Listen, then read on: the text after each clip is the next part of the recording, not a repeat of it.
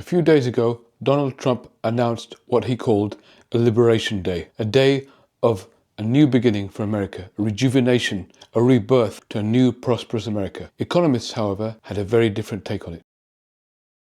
Professor of US and International Politics. Scott, we spoke to you a little bit earlier. Now that we've heard what the detail is from Donald Trump, what do you make of all of that? Before talking about the effects, and they're bad, let me just say that I think that was the dumbest, most economically illiterate speech I have heard in my life.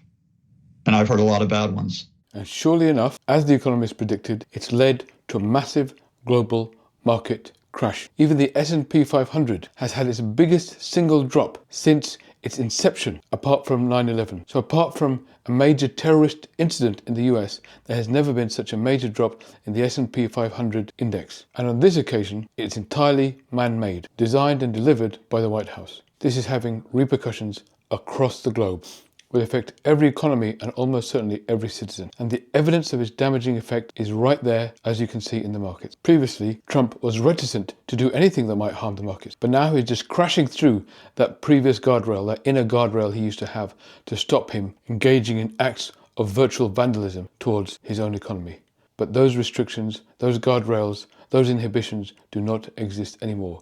He's crashed through them. So why is he doing this? What is the reason that he's actually engaging in this deeply sabotaging act of economic destruction? Well, one thing that we know is that it really can't be in order to rescue the plight of American workers. He's never been interested in the plight of American workers. Just look at how he treats the workers that he's hired over the years in his business. So many contractors, so many people working in construction that work for Trump ended up not being paid. He's certainly not known for his largesse and generosity towards the people who work for him. But even beyond that, his attitude to workers has never been anything but dismissive and indifferent at best. You see, the time in history when Trump talks about returning to when American manufacturing and industry dominated the world, that is also a time when workers were well represented by strong unions. And that's why they did so well, because they had a real say in their pay and conditions.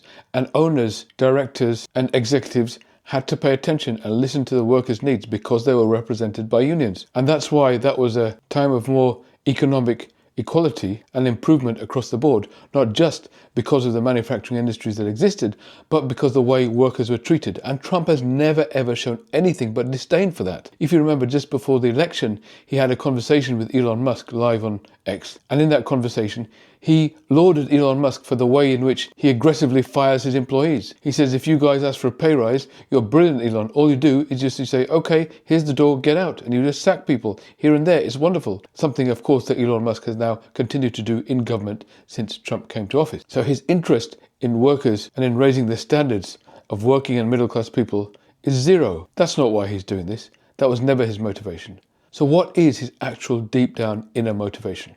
Well, as with all things psychological, the answer lies deep in his childhood. If we want to go deep into his mind, we have to go deep into his childhood. One thing that we know was consistent in the childhood of all the Trump children was the fact that their father was absent at best and at worst, domineering, demanding, aggressive towards them. He's been described as a bully, and it seems they never had any relationship with him that involved much tenderness, affection, or even interest or curiosity on his part. So Trump's father's behavior towards him and towards his siblings, without doubt, raised a sense of grievance within the children. Anybody who's raised children knows that when parents don't spend time with them, the children know it and they tell you about it. They complain, they want your time and attention because that's, of course, what they need. But when you have a particularly aggressive parent, then you become very quickly afraid of expressing those needs. You become afraid of expressing your grievance towards them. And so you keep that sense of grievance suppressed deep down inside you. You can't express the grievance you actually had towards the people who caused it, i.e. your parents, in this case Trump's father. So you keep it buried within. And what happens then, as you grow older, is that that mountain of grievance that built up within then starts getting displaced to other people and places and causes all around the world. So you start developing this sense of grievance, this grievance psychology, a sense of being at war with the world because you're getting ripped off by everybody, because you're being hard done by everyone. And that's exactly the mindset that Trump has towards a whole range of people in his life. Almost everybody who's ever encountered him. He has grievance against migrants, grievance against women, grievance against science and experts. The list goes on. And now, as he has won the popular vote and become president fully legitimately, really for the first time, because previously he didn't win the popular vote, and although he denied it, could never feel wholly as if he inhabited the office fully, and of course was not surrounded by the sycophants he is today. Now he is and has that power and that sense of ownership and freedom of his position. He can see the country as his own, and therefore the grievance he expresses, he can now express on behalf of the whole country, and he feels that the US is being ripped off by countries all around the world. He has this deep sense of grievance about how other countries are treating America, and that's why he wants to get his own back. So Trump's tariff policy is his grievance writ large. His sense of grievance translated into economic policy to cause a retaliation and harm to others. And we know this because of a chart he produced in the White House when he made the announcement. He produced a chart that supposedly contained his justification for the tariffs that he is now implementing. And on that chart was a list of tariffs that he said other countries were imposing against the US. And that's why, because the US is being so ripped off by other countries implementing tariffs against it, the US is now going to hit back and implement tariffs against those countries in return. That is his logic, that is his mindset. That grievance notion is what is leading him to attack. The problem is this notion of tariffs being imposed by other countries is completely factually wrong. Those tariffs that he put up in his chart don't actually exist. The idea that the European Union has a 39% tariff rate on the United States, the weighted average of EU tariffs on the US is 1%. He's fabricated them. Why? Well, it's not the truth that matters, it's a sense of grievance. The grievance comes first. He wants to feel the grievance. He wants to experience the grievance, even if it's not grounded in reality. That doesn't matter. What matters is that he feels it, and so he has to believe it. And then he makes up figures to make himself believe it, so that he can then retaliate against something that he imagines is happening to him being the country personified. But it's not happening. That's the reality. Instead, he has sparked off a cycle of tariffs, imposing tariffs against countries that didn't have them against him, and then them imposing them in return back against the US. This is called a trade war, and he's the one who actually started it. His imposition of tariffs is so nonsensical that he even says an uninhabited island, a tiny island just north of Antarctica called the Norfolk Island, got tariffs imposed on it as well. Why? Because again, Trump believes that they impose tariffs on the US. But there are no human beings on the island, only penguins. So he's really suggesting that these penguins have imposed a tariff on all exports of goods they send to the US, and that's why he's retaliating by imposing tariffs on them? Okay, we might feel sorry for the penguins for receiving these tariffs, but the truth is, they didn't deserve it. I'm pretty sure that their parliament never imposed any tariffs against the US. You can correct me if I'm wrong in the comments.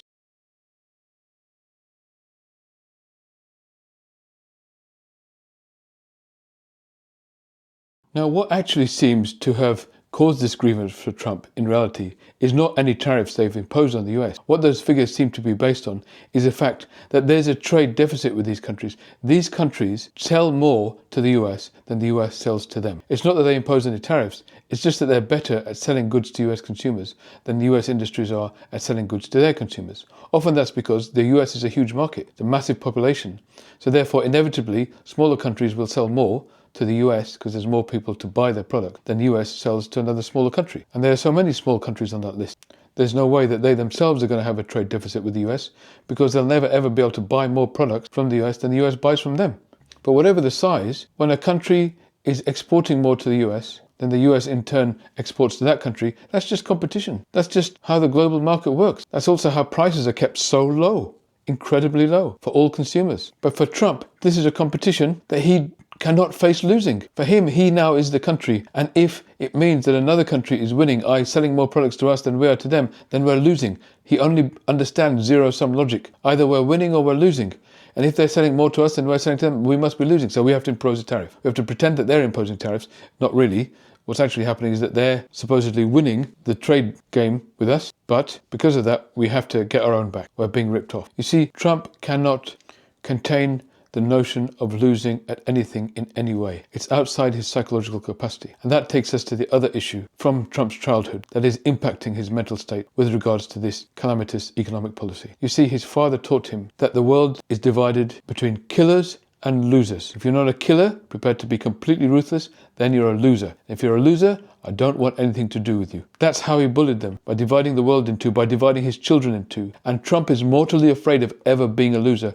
Why? Because if he's a loser, then he wouldn't even get any attention from his father. And he saw what happened if his father defined somebody as a loser. They ended up dead. That's what happened to his brother, Freddie. His father defined him as a loser from early on, harassed him, insulted him, poured scorn on him on a daily basis, which Donald then joined in with, eventually caused the poor man to resort to alcoholism and eventually drink himself to death at a young age, all because of the torment that his father poured on him, a loser. So Donald could never, ever countenance the possibility of being a loser in any shape or form. That, of course, is exactly what happened, as we saw in the 2020 election. He could not accept the loss. He had to fabricate his own reality in order to believe that, no, he wasn't a loser. No, Daddy, I'm not a loser. They rigged the election. That was a rigged election, and it's a shame that we had to go through it. It's very bad for our country. All over the world, they looked at it. So on this occasion, it's about his identification with the country. He sees himself being the country, and he cannot accept the US as losing any trade game with another country. He has to be the killer. He has to turn it into a war that he wins. And finally, there's the biggest driver of all, and that is the bottomless need for attention. You see, all those years ago, in his childhood, Donald Trump didn't get the affection and love that he wanted from his parents, but he did occasionally get their attention, sometimes by misbehaving, which is why they sent him off to military academy, often in negative ways, but at least it got him attention. The only way he could get them in his life was by doing things that brought on their attention. And so Trump has gone through his life now craving attention, and he mistakes affection for attention. For him, any kind of attention is good, it feeds him. The rest of us are fed by affection, warmth, love, admiration, respect, recognition from others. To Trump, all these things are completely alien. All he knows is attention, good or bad. That's all he needs. And so when there's an economic policy that gives him complete and absolute attention from everybody in the world, well, that's the perfect policy for him. Because so many economic policies are enacted and engaged in behind closed doors. They don't involve any fanfare. They don't have immediate effects either. It's a pretty mundane business, macroeconomics, most of the time. But this isn't. Everybody needs to know. Everybody wants to know. Governments, business, media, the press, everybody wants to know. And this was heaven for Donald Trump. He had literally every president in the world, every prime minister in the world, every finance minister in the world, every major media organization in the world, every business in the world, hanging on his every word as he went through this bizarre show in the Rose Garden of the White House. And so there he has it, the ultimate device to give him more attention than any other human being on earth. And almost certainly more attention in a single moment than any other president in the history of the United States. This is his currency. This is his goal. So ultimately you can see how all these needs of Trump's converge together. That strong grievance sense that he has within him, the desire to get his own back on others who he believes have wronged him. He can't do that to his parents, where that grievance sense originally came from, but he can do it to other people around him, people and now nations who he has power over, build up an inner sense of grievance and exact his revenge on people. That desire to be a winner and never be defined as a loser, whether it's him or the country he now believes he personifies. He has to win the game of trade because he cannot countenance the very idea of losing at it. And finally, the need for complete and total attention, the bottomless need, the endless black hole of need for attention that he's now feeding. This kind of deep need really is just like a black hole because it never stops. It's never satiated. It will spiral more and more. And that's exactly what we're going to see going ahead. As he starts to look more and more like a loser, because markets are tumbling, the economy is crumbling, people's lives are being destroyed, his popularity is in freefall. He will have an increasing need to deny that to himself and pretend he's actually a winner and everyone's doing great and on his side. But that dissonance will lead to an increasing sense of grievance that he has against everybody. And so he will expunge that with more and more policies that punish people around him and countries around the world. And that in turn will lead to him becoming more and more of a loser in economic and electoral stakes, which then cycles back to even more grievance and even more hardship and punishing policies. And so the spiral continues. It is a dark age of Trump that is now beginning. America still has some guardrails, still has some checks and balances at this moment in time. At least for now it does. How long that remains the case, we don't know. But unless somebody and some of these systems manage to bring it to a halt, then this will truly spiral out of control. A few Republican senators voted against Trump's tariffs in the Senate and managed to pass a bill against it. But the House Speaker, Mike Johnson, won't even bring that vote to the floor because he knows if it comes to the floor, it will also probably pass, and that will stop Trump's tariff policy dead in its track. But he is enabling Trump right now. If one of these guardrails and checks and balances don't work soon, then as I say, this unfortunately is only likely to spiral further and further. Thank you for watching my video. I'm a psychiatrist. I'm also interested in philosophy and public policy and politics. And I aim to make a number of videos about these subjects and particularly the intersection between them. If you're able to like and subscribe to this channel, then it'll really help, and also put in some comments whenever you can. That'll really help the algorithm. It'll really help promote this channel to other people. Now, beyond that, we are all, unfortunately, at the behest of a very small number of people who seem to run everything these days. And we are all at the whim of a tech oligarch who could decide tomorrow to end a channel like this because it's not in their favor. And because of that, I've set up a kind of email newsletter, which you can subscribe to. At the top of the channel, you'll see a web address. Please go there and subscribe to my newsletter. That way you can stay in touch with the videos I'm making. At least we can keep the content flowing. So I hope you can do that. And I hope we can keep talking and also gain clarity, not just about what's happening right now, but how we can get through this, how we can improve things to make a better tomorrow together. Thank you.